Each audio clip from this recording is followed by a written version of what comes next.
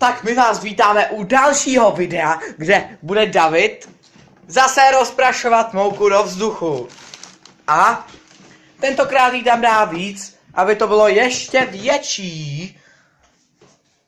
No, a teď já to tam dám na ten reprák.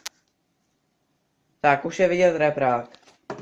Teď mu otevřu krabičku, tak on si otevře krabičku.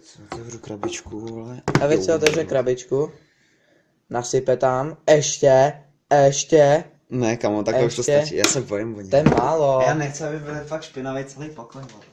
A to nebude, teď to nevystříklo ani Teď vypnu masy. Tam něco přidám. Ne, Jindro. Jeden malinko. Ne, Jindro, ne, už ne.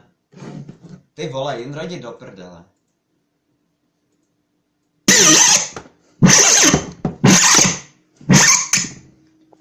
Tak to bude stát. Teď už to je hrozný na ty uši. Tak. Počkej, já si Tak, chci dát na... rozprskne se to za 3, za 2 a za 1 a teď!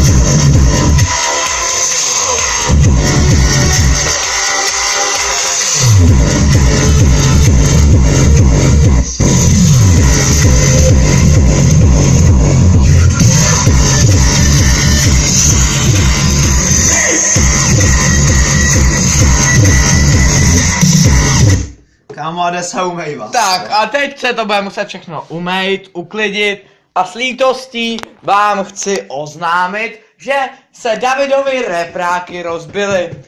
No jasně. A další video už nebude. Bude ještě jedno. Ale to si nevšímejte. On vůbec neví, co s těma reprákama je. Až mu to tam zaleze dovnitř a rozbije mu to celý reprák, no. Není reprák, to je bas, Jindro. Tak velký bás, no.